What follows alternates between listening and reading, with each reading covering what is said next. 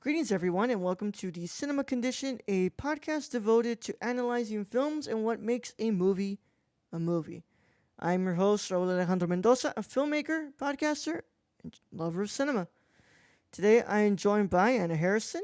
They are a contributing writer to Drink in the Movies, program planning director over at Cartoon Network, and just an overall fellow film critic friend here. Today, they have selected Annihilation from Alex Garland. Hey Anna, how are you doing today? Hello, I'm great. You gave me a promotion though. I'm only a program planning assistant, Oh, but I appreciate that. Um, one day maybe I will be a director, but not yet. But thanks. yeah. Also, Marvel consultant, drinking the movies as well, right? Yeah, that's Oh yeah, I guess that's Taylor's bequeathed me that title. yeah. Which is I don't know. I'm happy to have it, but I'm also like, is that embarrassing? I don't know. I'll figure it out. Like, what's she doing? Marvel consultant. That's so lame. Marvel, whatever. It's fine. Thanks. Thanks either way, right? Yeah. Yeah. Um, sorry, I said director. I was like, damn, I thought she said director, but Oh man, no. I'm no, just starting out, just a wee baby. yeah. Well, if Cartoon Network is listening to this, make her a director, please. Make her a director. Thank you. I'm just I wrote that little intro, and I wrote that for like all the ones going forward, and I'm like, shit. Even though I'm reading it off, I'm like, damn. I hope I don't make like these sudden pauses and stuff, but yeah, you know what? We've got it going, and we'll see where It's we go. organic. It's It's organic, right? organic. It's organic, yeah. What's it called? Sometimes I fuck up, sometimes I don't. I'm notorious for just leaving my fuck ups in there. I don't care enough to edit them out. I'm Yeah, like, fuck no, it. it's like it makes you seem, like approachable and Yeah, just like a normal person. no more person. Instead Yeah, of a weird disembodied voice. yeah.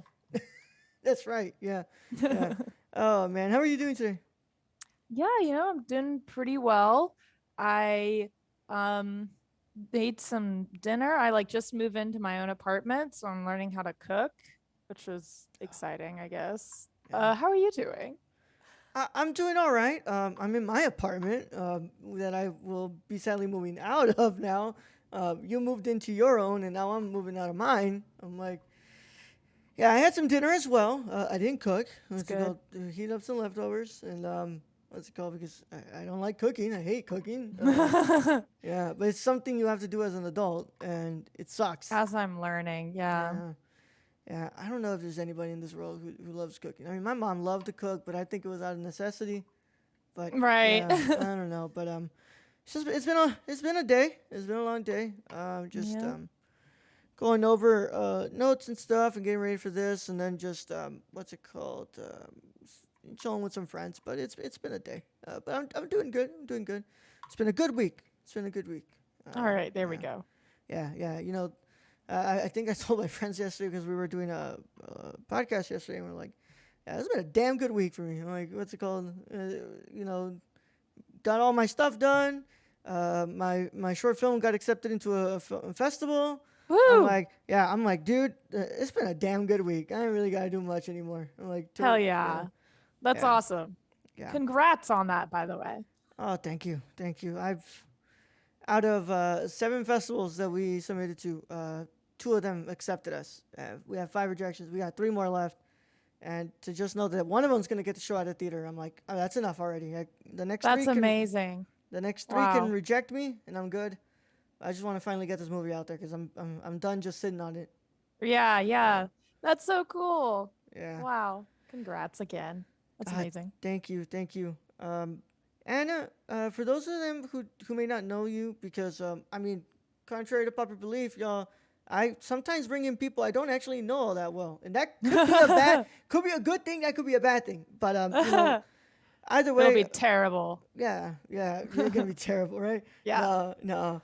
Anna is a friend of mine. We both write for Drink in the Movies. Anna's been there for a while, and I know her from there. But Anna, for people who may not know you, you want to introduce yourself to them? Yeah. I'm Anna. I do write for Drink in the Movies. I graduated from Emory University last May. with a film studies degree and a concentration in film and media management. And I'm working at Cartoon Network as a program planning assistant right now. And I'm writing for Drink in the Movies. The other thing that people know me as is a horse girl. Just to let's get that out of the way first. But I do have two horses, and so my schedule largely revolves around them all the time. But they're fantastic. Hmm. So yeah, I would say horse girl is probably the first thing that comes to mind for a lot of people when they think of me. So now you too can think, oh yeah, that's that weird horse girl. Horses are great though.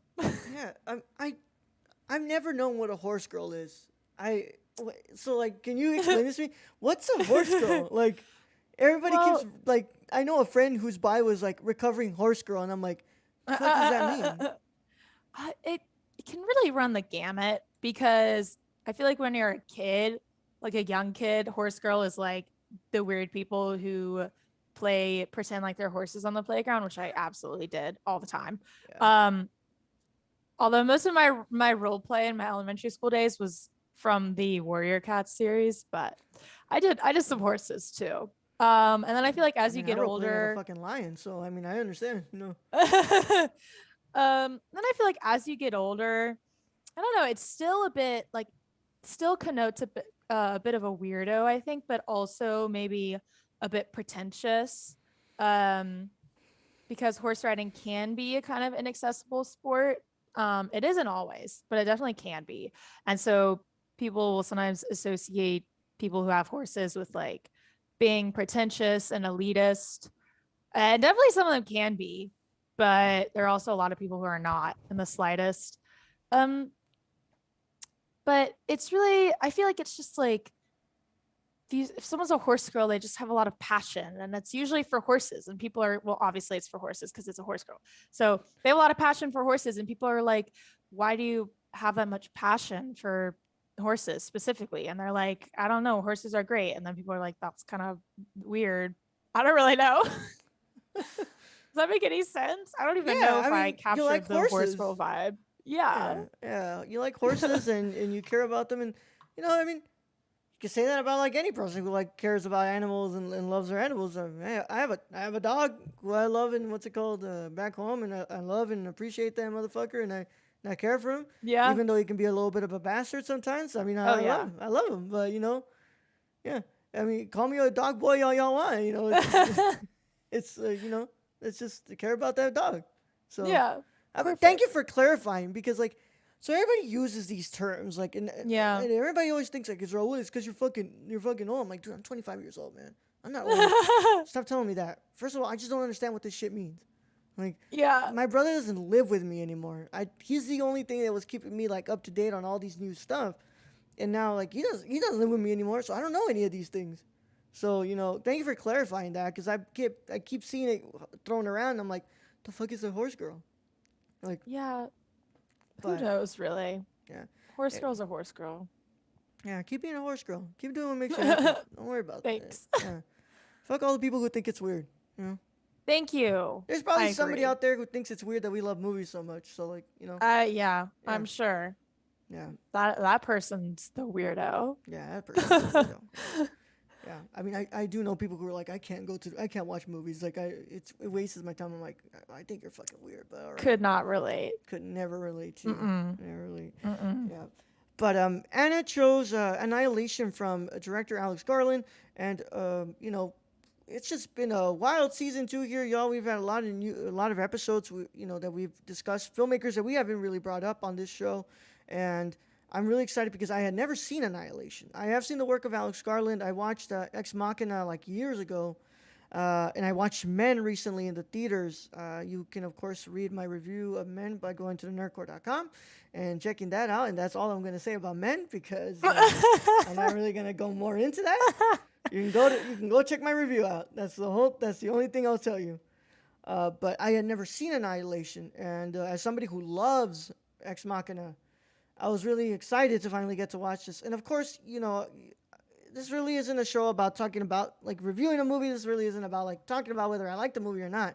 But there is episodes where I kind of bring it up, and Yeah, I'm just glad that you picked this because I'm glad that I finally got to scratch this off. It Because is a pretty awesome film, in my opinion. yeah. All right. Well, because we've never talked about Alex Garland, I do have to introduce you all to the filmmaker known as Alex Garland. So let's go ahead and get this ready here. Get it ready here, y'all. Um, Born May 26, 1970, Alex Garland is an English writer and filmmaker from London, England. Garland's career in the arts started in 1996 when he published his novel, The Beach. The novel is based on his travels throughout Europe and Thailand, while also providing a look at drug culture and excess.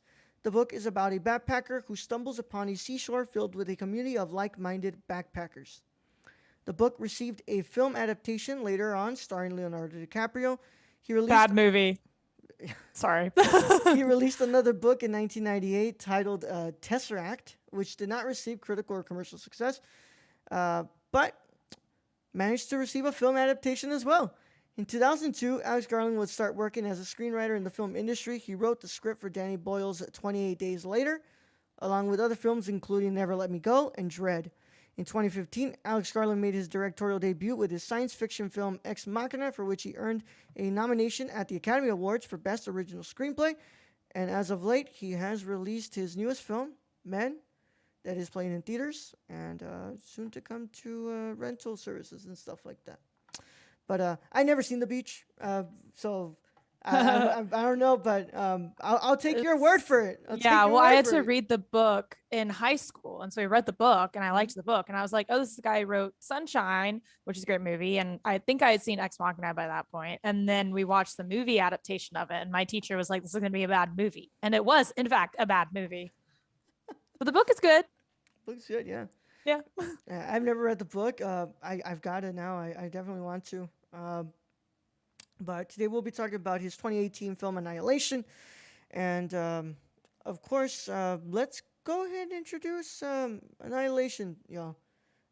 Annihilation is Alex Garland's second feature film based on a novel of the same name written by Jeff Vandermeer, released in 2014.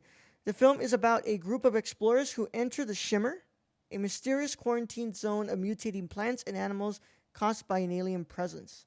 Scott Rudin and Eli Bush, who had previously worked with Alex Garland, were set to produce this in 2014 and hired Garland to write and direct the film based on a novel that was unfinished at the time. The novel is part of a trilogy of books called the Southern Reach Trilogy. Alex Garland approached the development of this film by only adapting the first book. But even then, he was not fully adapting the novel for the big screen. In order to capture the dreamlike nature of the book, Alex Garland adapted the memory of the book instead of making a true-to-life book-to-film adaptation of Annihilation. The cast includes Natalie Portman, Oscar Isaac, Gina Rodriguez, Tessa Thompson, Jennifer Jason Leigh, and David Yassi. Alex Garland was met with criticism from Media Action Network for Asian Americans and the American Indians in film for whitewashing the characters of the biologist and psychologist who in the novel were of Asian descent and mixed race with indigenous descent. After being poorly received at test screenings for being too intellectual, David Ellison, a financier of the film and CEO of Skydance, would order for the ending to be redone and make a film that can appeal to a wider audience. Scott Rudin, who had Final Cut privilege at the time, decided to side with Garland and back his vision, leaving the film unchanged. This would ultimately lead to clashes behind the scenes, and the film would be distributed internationally by Netflix instead of Paramount Skydance. Alex Garland expressed disappointment with a simultaneous digital and theatrical release, explaining that he made Annihilation for the cinemas. The film would ultimately flop at the box office, but find some new life at home release, leading to speculation that the film could become a cult classic in the near future. Whew, that's a lot of words that I was able to write about that. But yeah. So I guess before we go into the conversation, you kind of hinted towards it, but why did you choose Annihilation? I mean, I really like this movie, and I really like Alex Garland too. I've seen everything that he's directed, and I haven't seen things like 28 Days Later that you mentioned that he's written. Mm-hmm. But Sunshine, that he did write, also directed by Danny Boyle, is like one of my favorite movies, and I kind of view that as one of the movies that kind of kickstarted me appreciating film in like a deeper way. And so kind of similar with this, like I saw it my freshman year of college and I wasn't like I was about to transfer schools and I wasn't really sure what I wanted to do and like watched this in the theaters and it was like such a capital E experience and I was like this is one of the coolest things I've ever seen in my life. And so um and I would like, read all about the disputes, the internal disputes about it and the distribution and everything. And I was like really passionate. I was like, this movie is great. Like everyone should see, things like that. And I don't know, it's really stuck with me since then. And I was really excited, like, because I loved this movie so much. I was super excited to see Men, which I still really enjoyed. Um, but like this movie, in my opinion, stands head and shoulders above all of Alex Garland's other works, although I haven't seen Ex Machina in a hot second, so I might reassess that. But and I will say, like, and I read all the books too, because I'm a big stickler in most cases for reading books before I watch the movie. So I like read all three books, and the movie is just like wildly different because, like you said, it's a memory, it's based off his memory. But and I was kind of, and I will say, even though I had really liked Sunshine initially, part of me wanted to see this movie just because I was like, wow, look at this cast. And also I'm in love with Oscar Isaac, so I have to go support him, obviously. And then I then I went and I saw it and it like blew my mind. And I really like to talk about it. I don't know. Like I don't really have I have one good friend who watched it with me and liked it, one good friend who watched it with me and hated it. Yeah. So and I think there's a lot of stuff to explore. There's a lot of thematic richness there to be uncovered. Yeah. So I mean, like I told you, I never got to this in 2018. It was 2018 just was really really busy in films, and this one slipped through the cracks. Honestly, I never got to it, and came 2019, 2020, like I just never got to it. And like I know there was moments where I was like, okay, I'm gonna sit down and watch this, and just all the other shit that I do. Like, of course, because Raul watches like 3 or 4 movies during a week. Raul's not going to get the chance to watch another one that he wants to do just for pleasure. So, yeah. So I was like, oh, fuck it. I didn't get to it. And I asked you, and what's it called? I'm not here to call Anna out, but Anna was like, I don't really know what I want to choose. I'm like, oh, you can call me out. I'm so indecisive. I'm so indecisive. Which is fine. I love, honestly, I love when I have indecisive, what's it called? Guests, because, sometimes you give me an option, and I'm like, all right, I'm going to say that she should choose it herself because she's the guest, but I hope that she chooses this one because I kind of really want to talk about this one. And, that has led to some guests coming back for a second time during the season because I was like, dude, we had such a great time talking about Fallen Angels. Fuck it. Come back so we can talk about Chungking Express. Yes, I'm looking forward to that Chungking Express episode because that is also one of my favorite movies. Yeah, I mean, I love that man. Wong Kar-wai is just incredible. I mean, that. Oh yeah. But I love Alex Garland, and I just never got to this. And like I said, it doesn't really matter if I like the movie or not. But there's exceptions where I have to tell you guys, like, I hate myself for not getting to this. Like I finished this movie, and I was like, wow, fuck you, Raul, for not getting to this. No. Because it's just like, first of all, I don't know anybody who hates this. Everybody who hates this I see is the people online who talk about it. But like people in my life, I have so many friends who just love this movie. And there was one person specifically who told me, like, it's like, Raul, I know how much Andrei Tarkovsky's Stalker means to you. I know how much that movie means to you. I mean, Stalker's a movie that changed my life the first time I watched it. And it was a moment where I was like, if I didn't want to make movies, that movie fucking changed my life forever and told me, Raul, you need to make movies.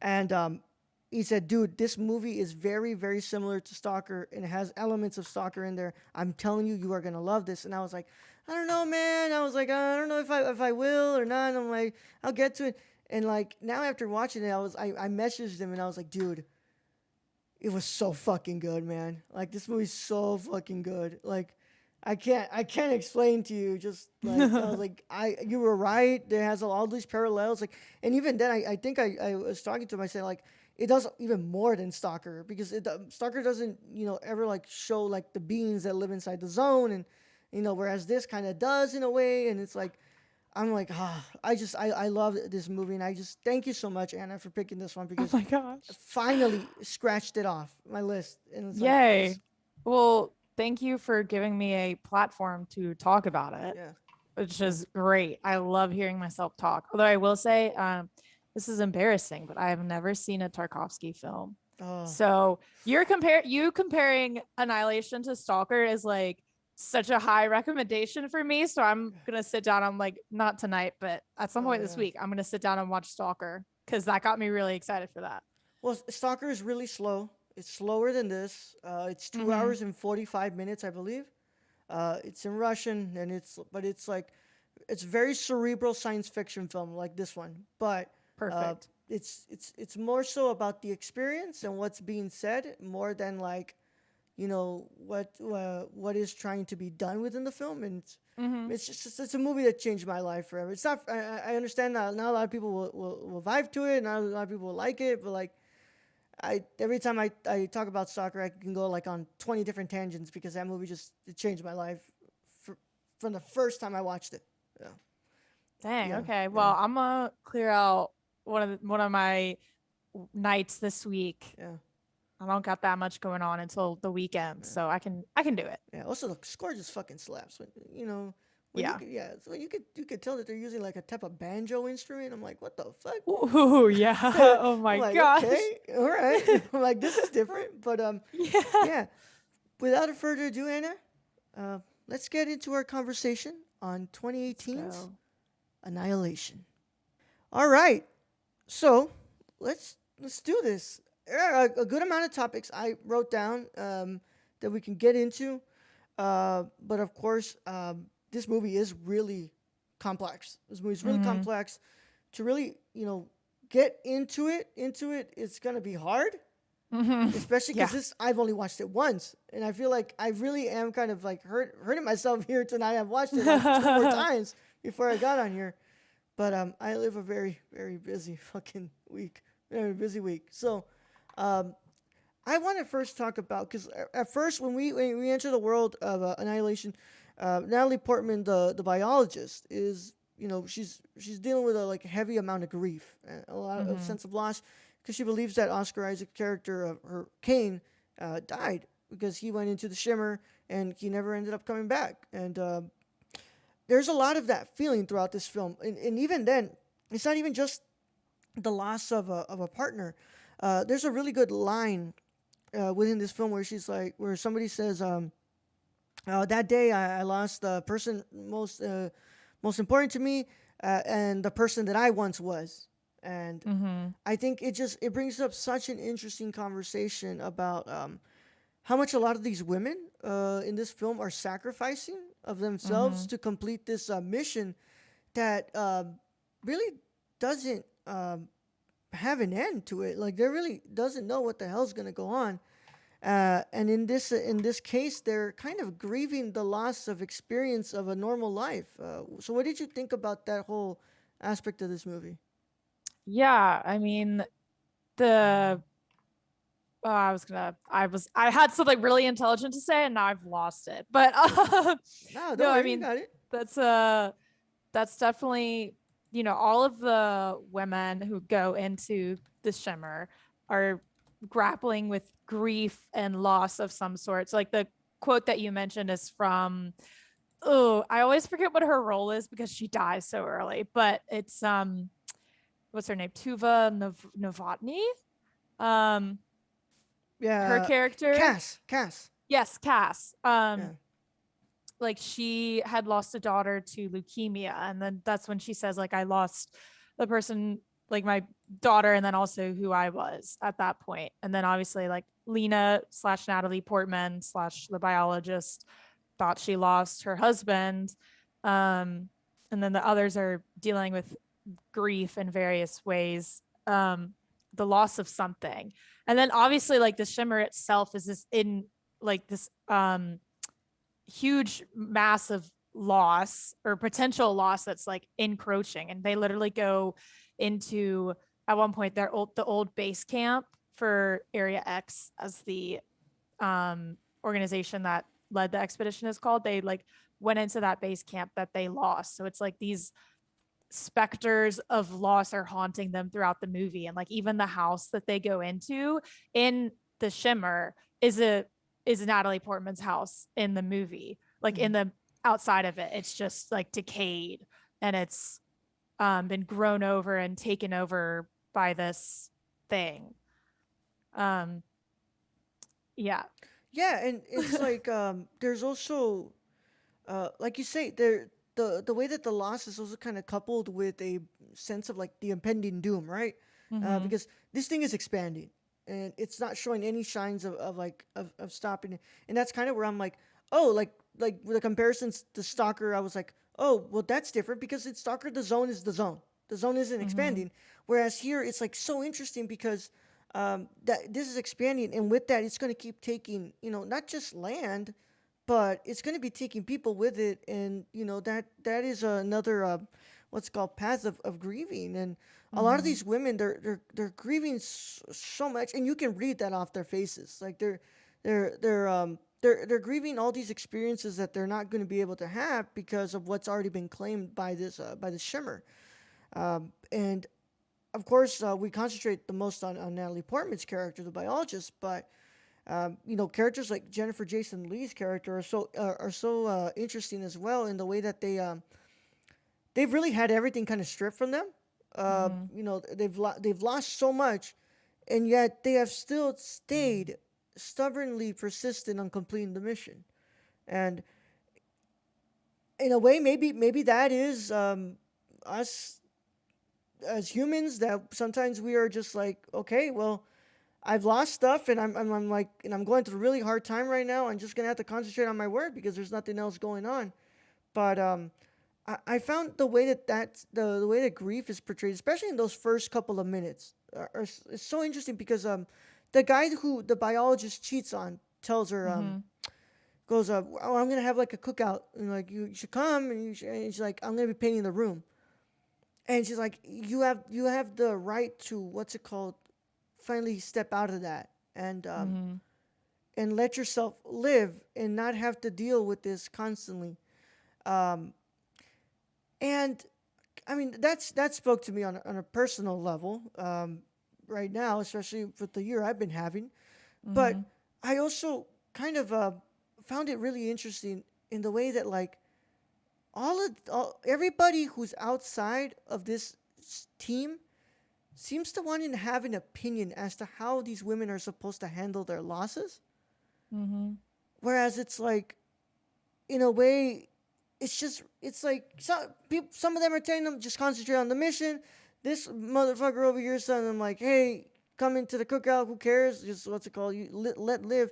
It really kind of shows a lot of the strain that doesn't matter whether they're in the Shimmer or not. There's Mm-hmm. still a strain on their lives, even if it's inside or outside. Yeah.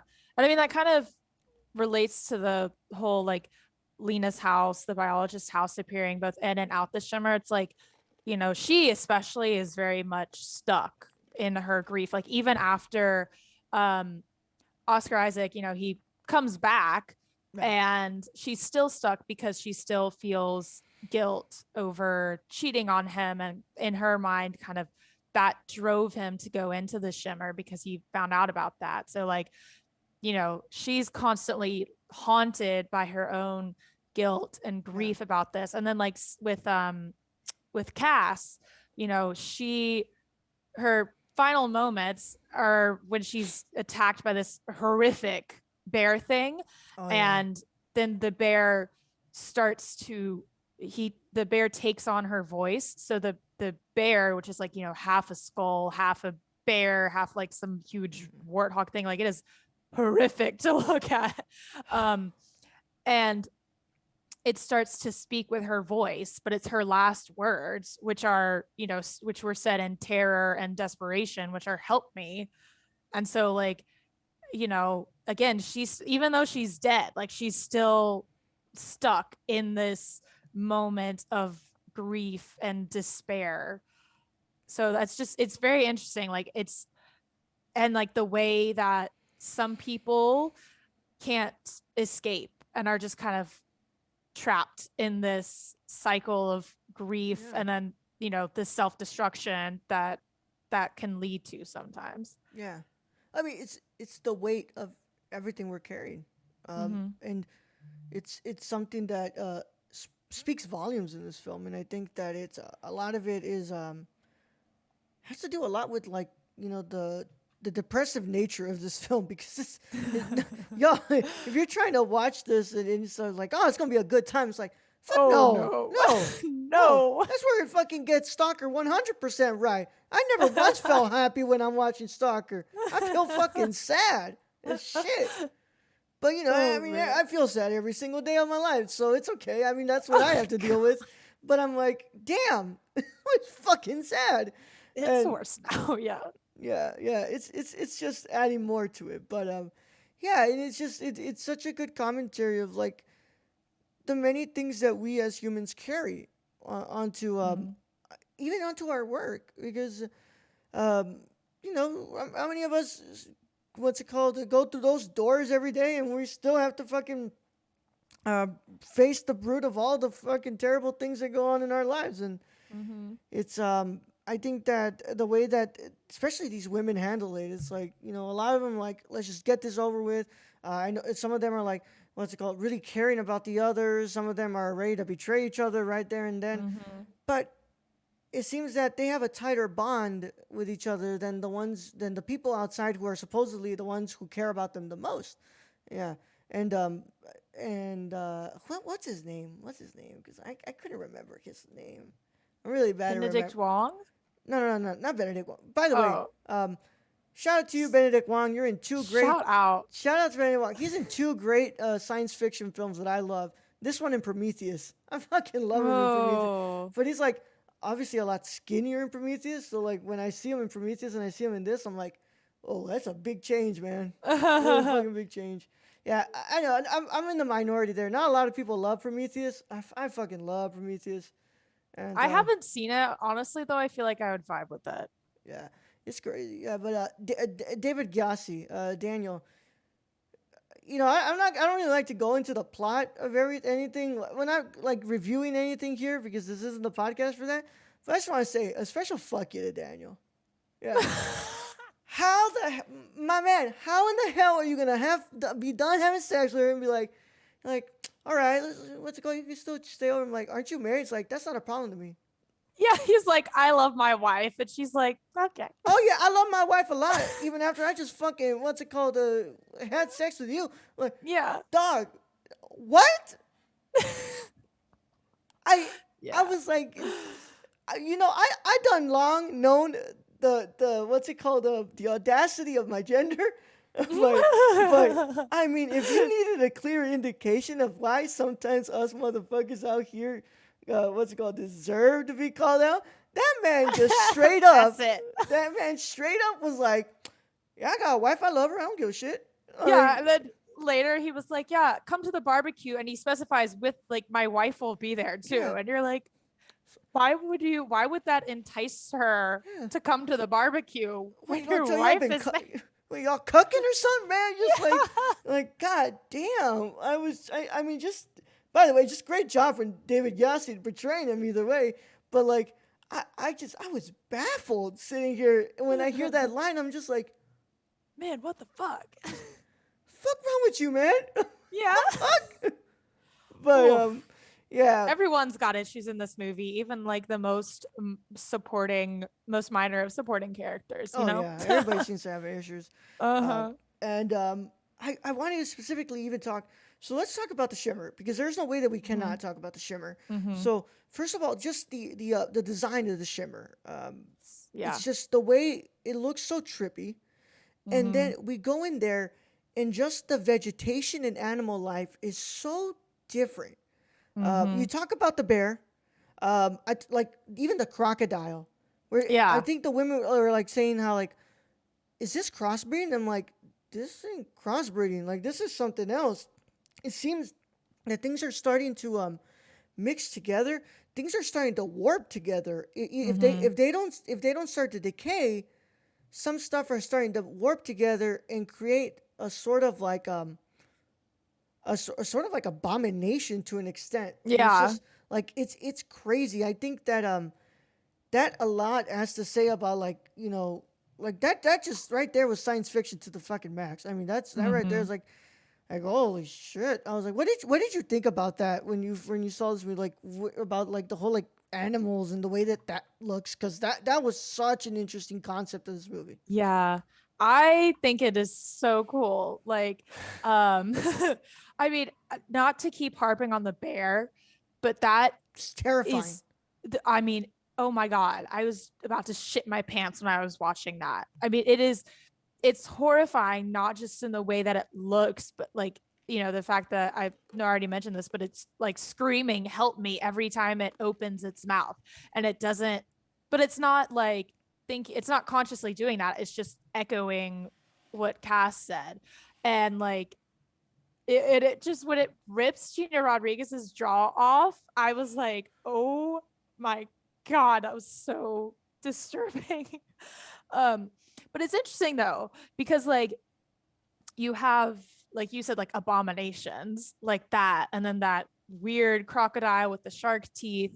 In the book, it's, I won't, like, I don't want to talk too much about the book, obviously, but there's like a dolphin that has human eyes, and you're like, oh, is that like, a former expedition member that like more merged with a dolphin or something?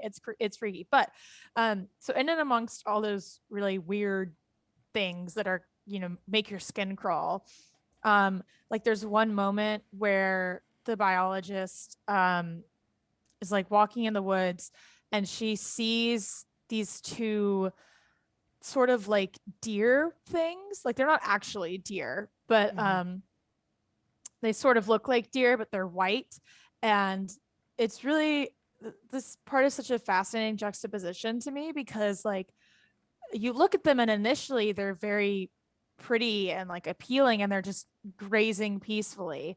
Um, and then they raise their head in sync, and one of them is like nice and nothing's wrong with it. And then the other is like partially decaying. Yeah. And then they kind of like, then they just bound off in sync. Um, but it's this really interesting flip side where it's like, okay, you have all of these things that are in the process kind of like breaking down. And then, but then on the flip side, like some of it can be really Yeah. beautiful. And like the shimmer itself, like is also beautiful in its shimmery way. And like the plant life, Yeah. like the biologist talks about it, like it's this just kind of explosion of different flowers and different colors. And it's very beautiful to look at. It just gets interrupted by moments of uh you know horror, basically, that come in. So it's just a really interesting um like comparison between the beauty and the horror of it. But I mean, I think it looks like, I love the way it looks. I love that Yeah. aesthetic. I think it is just really neat. Yeah, it's like you say, it's such an interesting juxtaposition because like there's no human that eventually what's it called survives inside the shimmer. Mm-hmm. And it's like this vegetation is so beautiful. Like, it's bright green, beautiful green colors that like just pop in right there in forefront, like in the center. And it's like and then you have of course like these things that to us as humans we see it as like this abomination of these animals that are, breeding like crossbreeding and they look bad to us, Mm-hmm. but like they're alive. They're not dying. Mm-hmm. And Yeah. in a way it's like, well, you have this area here which is like supposed to be like this undiscovered, like you don't know what the hell's going on here, and humans are not here to corrupt it, and yet outside here we have like a planet that's slowly dying. And Mm-hmm. well, maybe is it a good thing that the shimmer is expanding? Yeah. Maybe it's like maybe it is time that us as humans what's it called, walk off the face Yeah. of the planet, and we Time to finally go. we let nature finally take its course. And Yeah.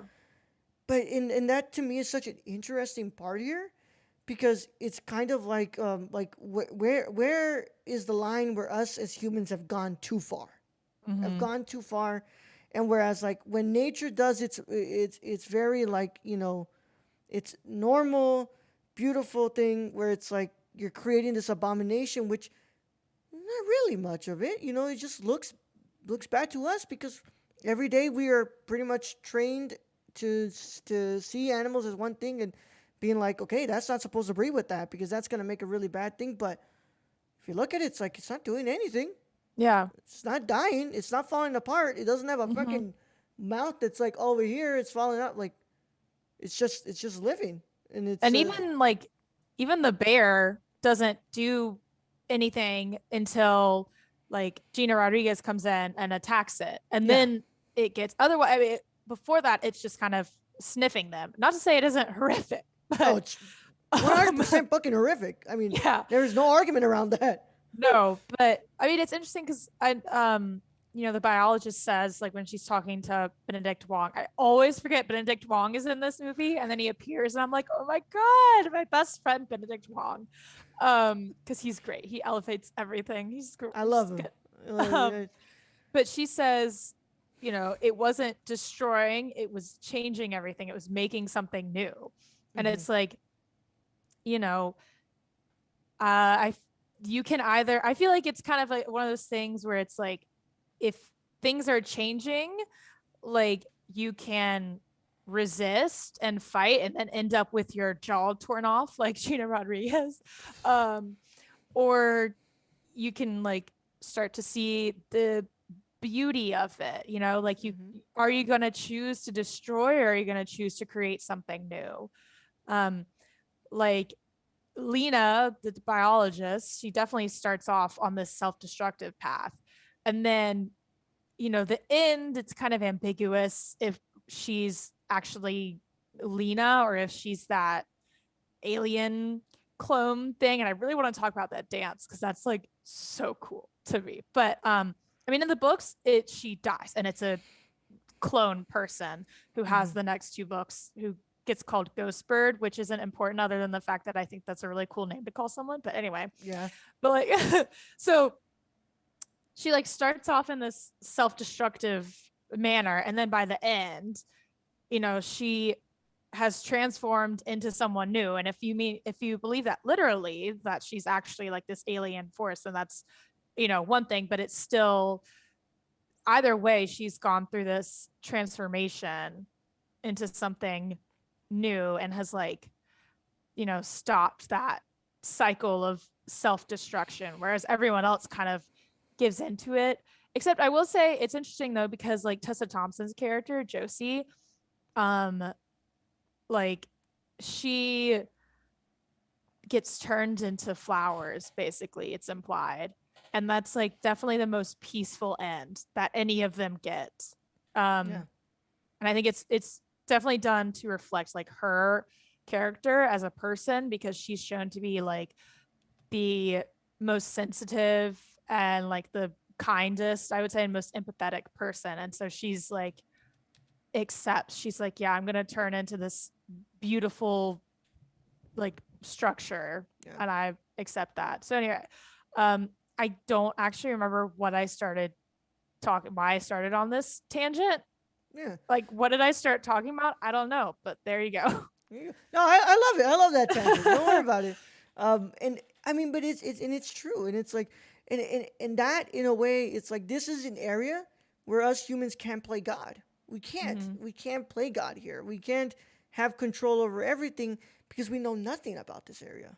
We're Mm-hmm. just we're leaving, and it's true. Like it's some people are seeing it as destroying, yet it's just changing, and it's creating Mm-hmm. this beautiful new world where maybe towards the next couple of years there will be a possibility for a human to exist in there, and maybe Mm-hmm. that human will be able to reproduce, and from it will just become a new world where people are able to coexist in there, and in a way, and that just shows the always changing aspects of our lives, and especially Mm-hmm. of our lives here on this giant big rock that is not alone in this vast universe of this world of where we live.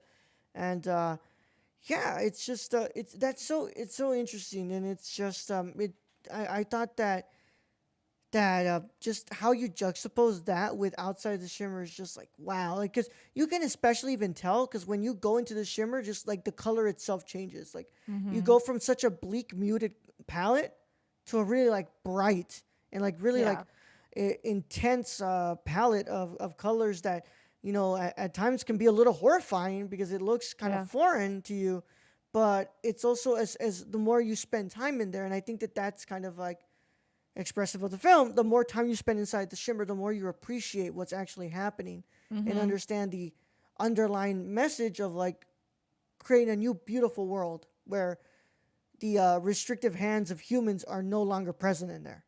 Yeah.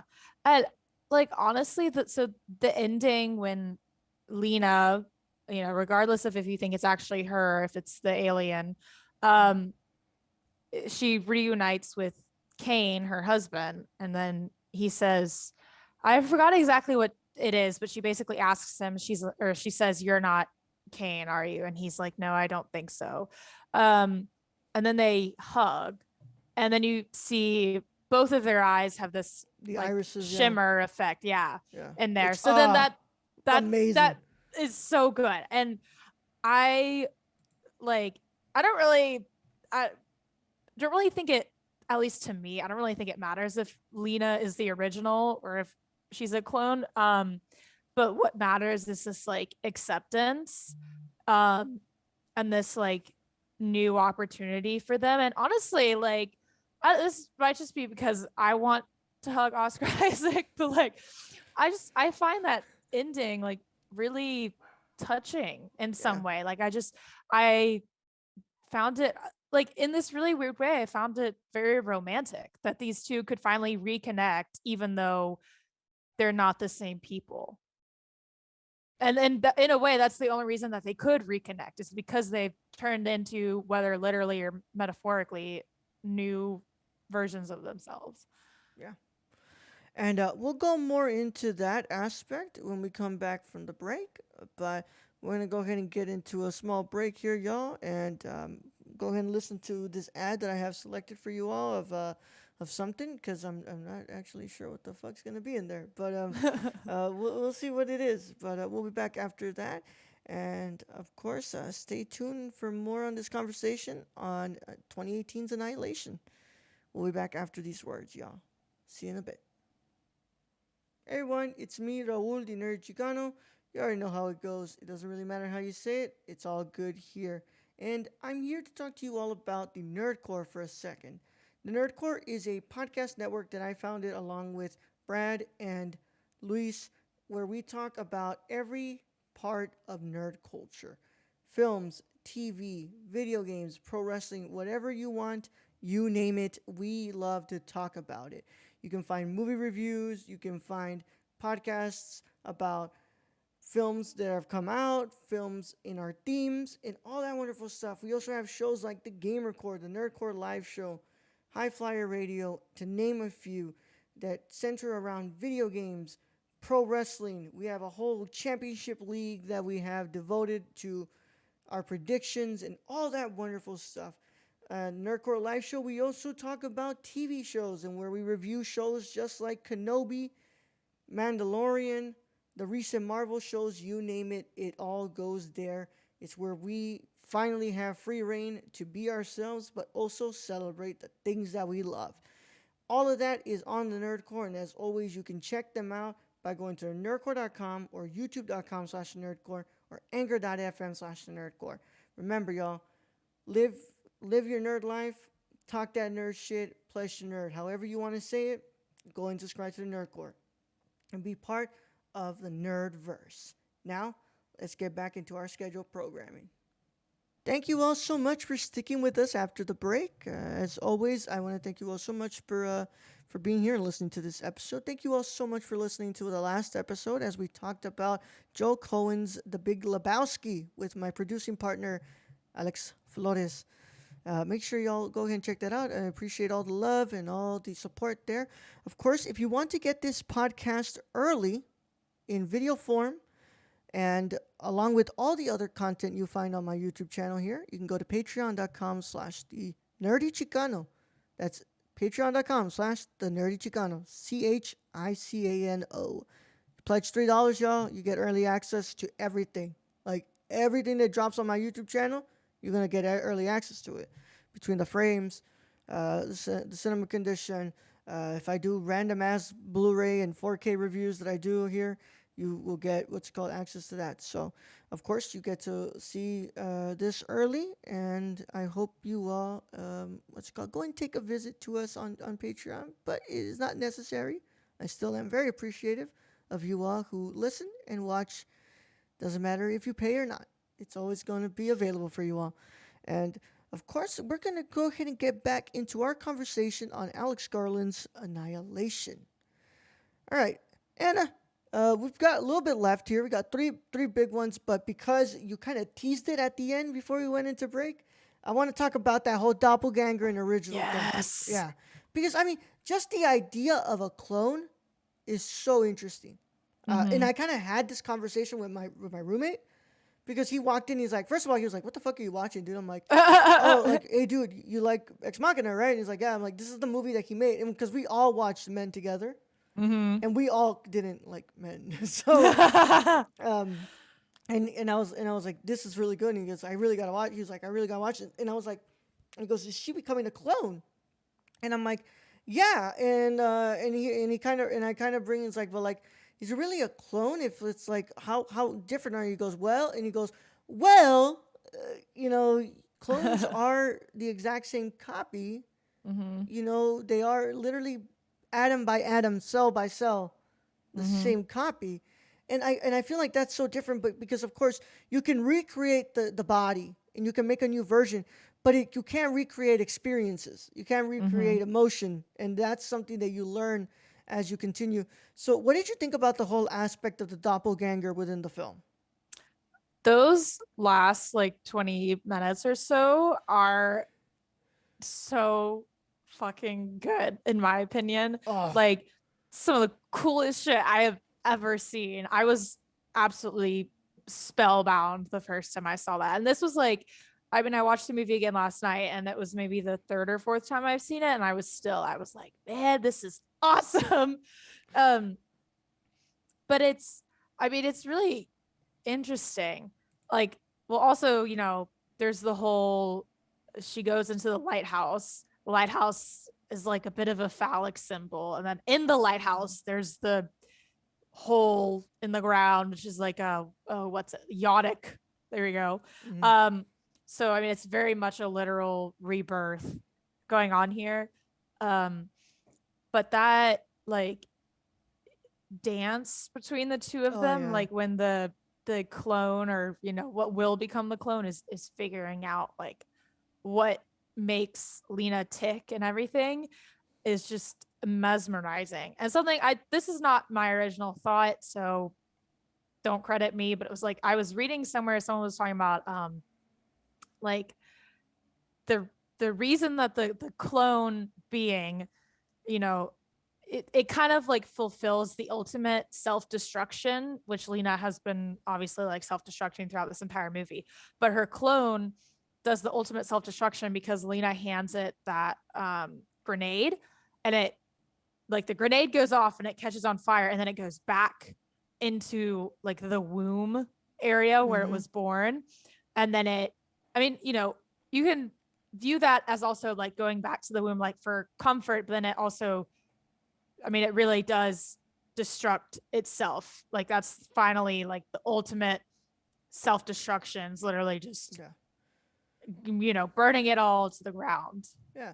And it's like, it's also another kind of conversation between like creation and destruction, if you go into it into like, because there's a lot of religious overtones here, and if you go into it in that case, it's like we what's it called, God's creatures, we create and we destroy it, and from there we are reborn, and as you can see, like, this clone, it's obviously Lena, but it's like it's a different version of Lena. It's a rebirth version of Lena that will learn about everything again, and Mm-hmm. in a way it's a beautiful way of Lena finally letting go of everything. Mm-hmm. Be, because she can't she's unable to, right, move on, Yeah. and yet this new version of her can take on that burden that she has of all these things that she's carrying with her, and be able to like transform and like we said, we kind of been talking about it all this time, create a new beautiful experience for Lena. Yeah. It's interesting you were talking about the like creation destruction cycle. Mm. I don't know if you noticed, but like Lena, there's a repeating motif, I guess, of the I don't actually know how to pronounce it, but like Ouroboros tattoo, or like, the snake eating its own tail. Mm-hmm. Or is it like Ouroboros? I don't know if anyone knows how to pronounce that. I make movies, I don't know. Yeah, let me know. um but like that, and I think wait, hold on, I gotta Google this. It's from Norse mythology, right? Ouroboros. No, it's never mind. Egyptian iconography. I'm thinking about a totally different thing. Please ignore me.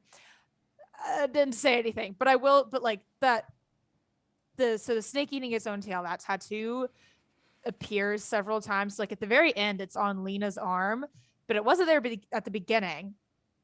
And it's on Gina Rodriguez's arm in The Shimmer, and then I think it's also on maybe it's on Kane, Oscar Isaac's character, or it's on the guy that they like gut at one point, which is Ugh. also horrific. Yeah.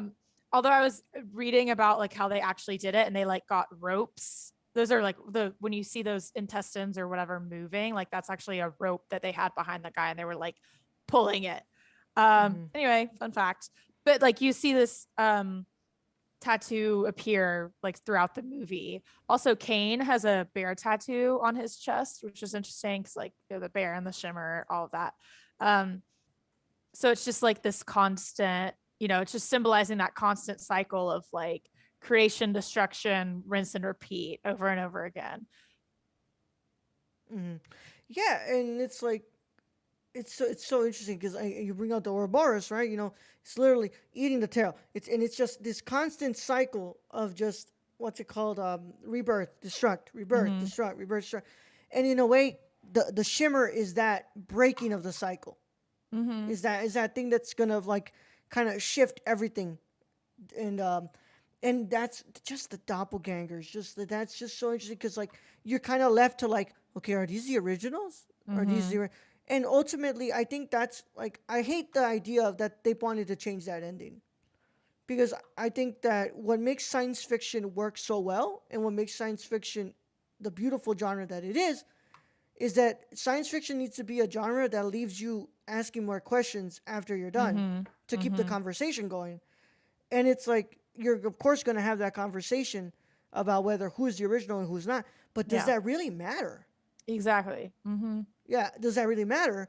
Because both of these, if these aren't the originals, these are the doppelgangers. Both of these are two new people Mm-hmm. who will be able to start anew, and their lives are now rebirthed, and they're able to move on from that, and kind of create these new experiences and live in a different and live together in a different sort of harmony than they used to live in before.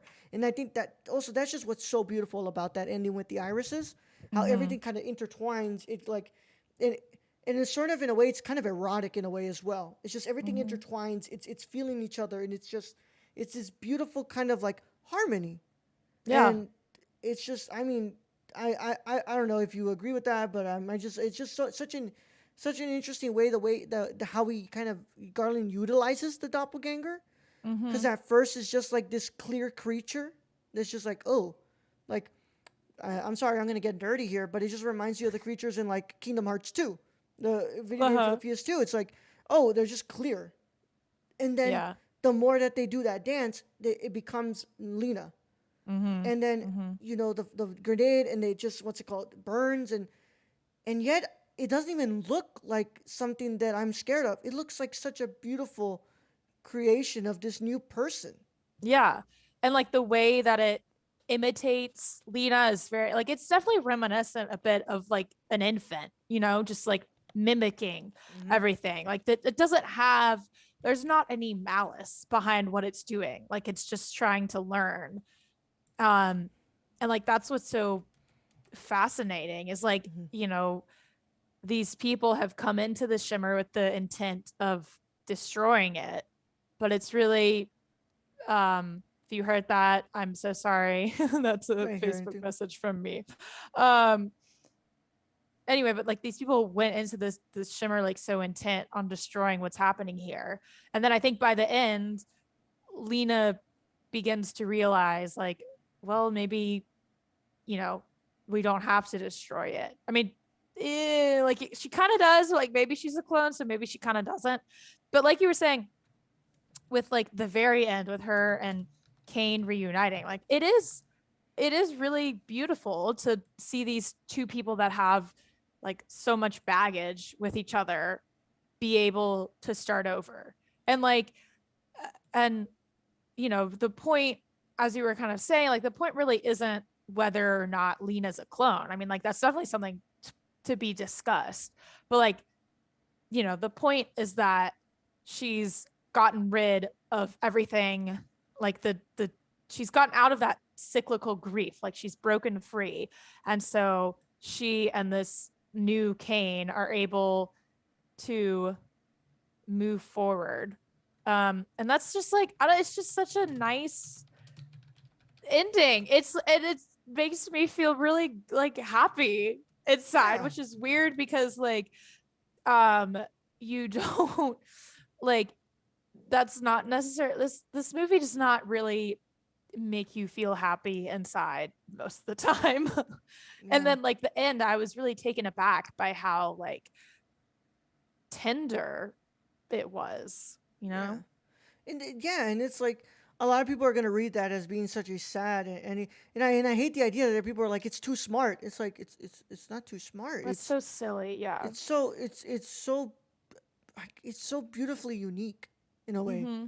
that where it's like here you have people who have been like struggling so hard to comprehend each other Yeah.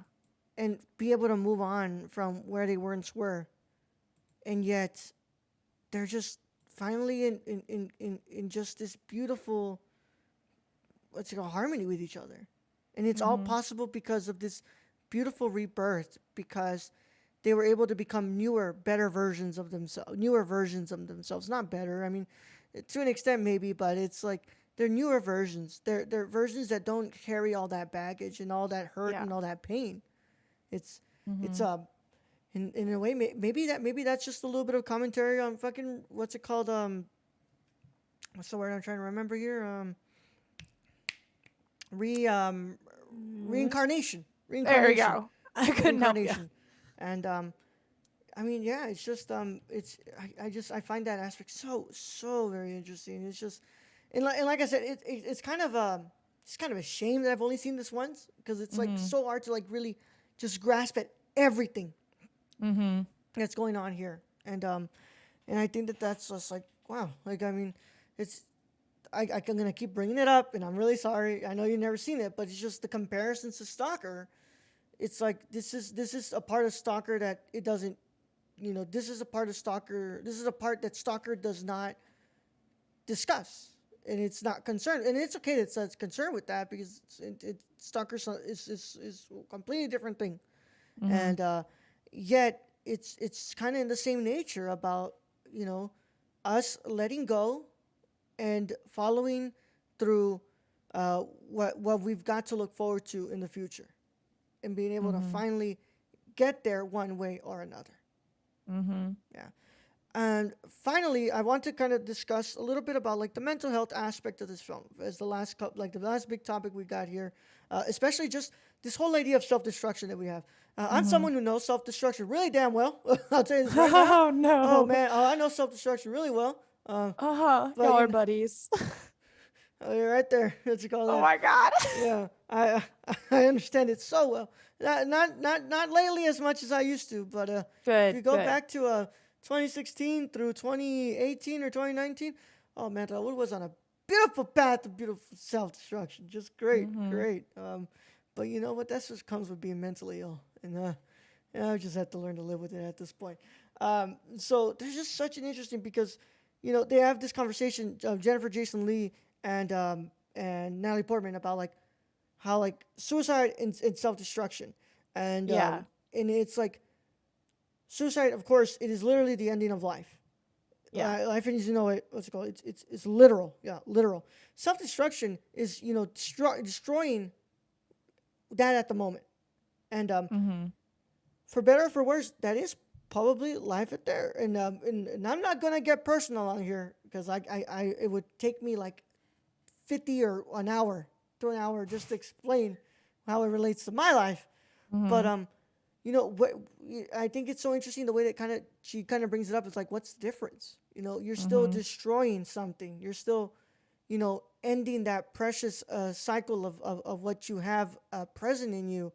And even then, it's just a tendency of us humans to destroy once things are getting good. Um, Yeah. and, and, Yeah. and in that case, what was it? Was Lena cheating on her husband? Mm-hmm. So, what did you think about that aspect? First of all, why would anyone cheat on Oscar Isaac? But I don't know. there's also there's uh oh my god, we just the person who dies, Tuva Novotny, what was it? Cass. Cass. Yes, there we go. Shepherd. Yes. Okay, thank you. And literally every time I'm like, I don't know her name. I'm But better at she, faces than names, honestly. yeah. Um, but she's talking about Tessa Thompson's character, Josie, who self-harmed in the past. Um, and like, so she's talking to Lena, and Lena's asking about this.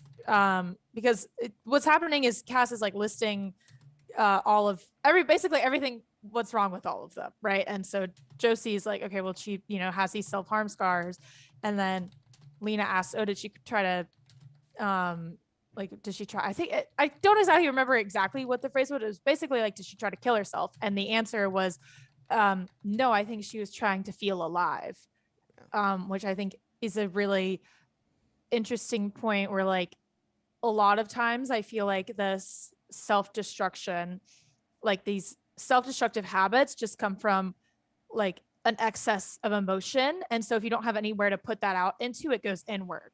And so then you kind of destruct inwardly. But still talking about Josie, something that I found really beautiful in its own way was when she is basically claimed by the Shimmer. That's the first time that you see her sleeves pulled up and you can see like her self-harm scars, and she has these really beautiful flowers growing out of them. Yeah. And I thought that was a really interesting and very touching image. Yeah. I mean, and I feel like that's like a reminder of like what the Shimmer represents. The beauty in this ugliness of like of what we from the outside looking in, it's like this is such a destructive thing that is going to consume us, and yet there's so much beauty in there. There's things that are just like, and just those flowers growing out of those scars, and showing how precious life really is. Yes. Yeah. And it's just to me that just that was one part where it just like completely stuck out to me, and I was just like, oh, that's just so beautiful. And it kind of, like I said, it encompasses exactly what the Shimmer is. It's not this area of like danger. It's this beautiful area that's reconstructing everything, and it's getting rid of what isn't really like vastly important. It's like, there's houses that are decaying, but there's beautiful vegetation, there's life around you. And even like in the decayed houses, like that's where a lot of that vegetation lives, or like that's where that weird crocodile thing that's now its new home. Like there's, for everything that is destroyed, something new is created. And and it's like it's the beautiful cycle of life, and it, what's it called, and I guess in the theological sense, I don't even remember the verse. I believe it was it came as dust, and to dust I will return, or something. And I'm like, I don't remember at all. I don't remember. I haven't been to church in a long ass fucking time. That's beyond the fucking point. But and it's just that For dust you are, and to dust you shall return. I just googled it. Exactly. Yes, from dust you are. The only reason I actually remember that verse is because of Ladybird. Because what's it called? Ladybird, Oh. the priest is repeating it and when he's putting the fucking cross on their heads, like, dust you are, into dust you will return. And Mm-hmm. and then that's exactly because, like, yeah, as we've brought it up multiple times here, no human is able to live there. Yeah. And yet, these humans aren't dying. Like, they're not Mm-hmm. like decomposing. Right? They're becoming, like, some of them are just getting eaten alive, of course, but Yeah. some of them are just transforming into this really beautiful thing. Really beautiful, Mm-hmm. like, beautiful imagery of, like, plants. And it's just, I find that aspect just incredible. And just the way that he approaches really discussing these feelings of, like, depression in the film. It's just Mm-hmm. the way that it's like, it's like, was he like, she's like you said, was she trying to feel alive? Was she trying Mm-hmm. to, like, for once, I will take control of what Yeah. has been taking control of me for so long, and be able to just create a self anew, and I'm just going to take back that control from these terrible thoughts that live in my head. And Mm-hmm. it's just, I don't know, I might be just going on a tangent there. No, I think that's a great tangent. I mean, it is really the way that it meaning like the shimmer and just the film like takes these concepts that we always think of like as negative and harmful and shows that there can be, a flip side to that. Yeah. Like that these negative feelings, emotions, whatever, they in the end can result in something positive. Is just like it's so weird because the movie, I mean, I know we've discussed it, like the movie can get really gross and scary and frightening, but like the message at the core of it is something that's Beautiful. really beautiful. And that I truly believe to be the utmost essence of existence and life on this big ass rock. Life can be Yeah. terrifying, life can be ugly, life can be rough and scary. Mm-hmm. And yet there's Mm-hmm. all these aspects that make living so beautiful. You know, it's like, I think about, what's it called? One of my favorite movies of all time, Abbas Kiarostami's Taste of Cherry, Mm-hmm. when he's telling Mr. Badi, why would you want to end it? What's it called? The smell of the cherries, the watching the sun peek out, the wind that blows. What's it called? The taste of cherries. It's beautiful. It's all these Mm-hmm. little things that make living and existing here just a little more beautiful and easier to cope. And even though at the end these are two new people, they'll go on this beautiful journey of rediscovering what it means to not just coexist with each other, but coexist in this world that will be taken over by this beautiful recreation of life inside the show. Yeah. Yeah. Yeah. Well, I think that's it. You have anything else you want to bring up? Man, no, I feel like that was really great. I mean, like I feel like I learned something more about the movie. I really Yeah. enjoyed having a platform to just like I do much better, I feel like, when I'm talking out my ideas. So like to Mm-hmm. actually be able to talk about stuff. And this movie was like just really great for me to just kind of parse my own feelings about it. And honestly, again, I already love this movie. I think I came out of this, I love it even more. I'm like, I want to rewatch it right now. Never mind that I have a million other things that I have to watch into. I want to rewatch it. Yeah. Well, that has been our conversation on Alex Garland's Annihilation. And Anna, I guess for first, I'll go ahead and just put it out there. I don't want this to be the last time you show up on season 2. Let's bring you back for Excellent. Let's bring you back for Ex Machina Fuck yeah. towards the end of the, well, not towards the end of the season, but like let's get like 10 more guests, and maybe I'll bring you back for another one.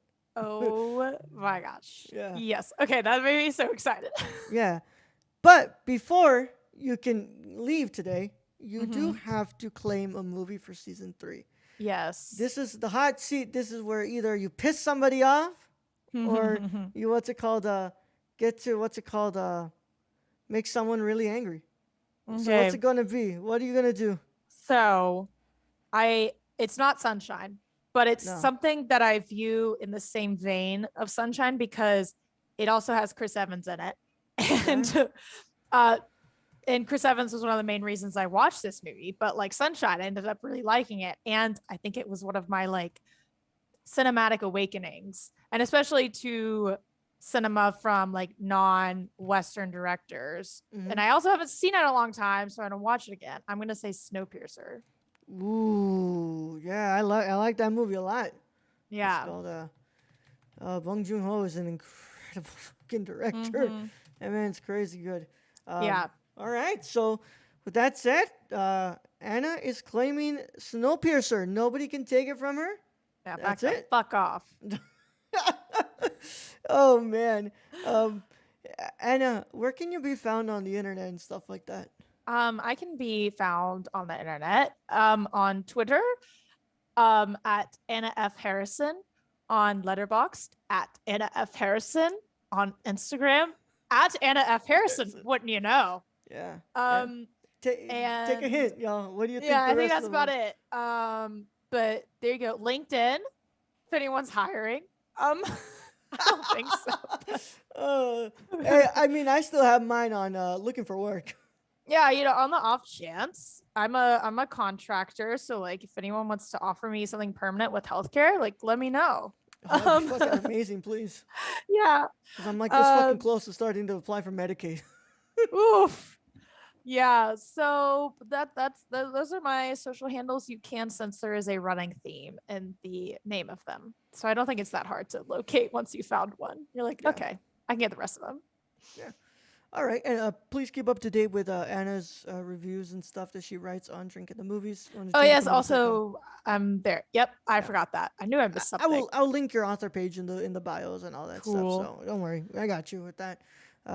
Of course, you can keep up to date with me on all social media platforms by following me at the Nerdy Chicano, Instagram, Twitter, Letterboxd, Serialized, all of that shit. The Nerdy Chicano. I made it really easy for y'all. Sadly, I couldn't make it easy for you all on YouTube.com.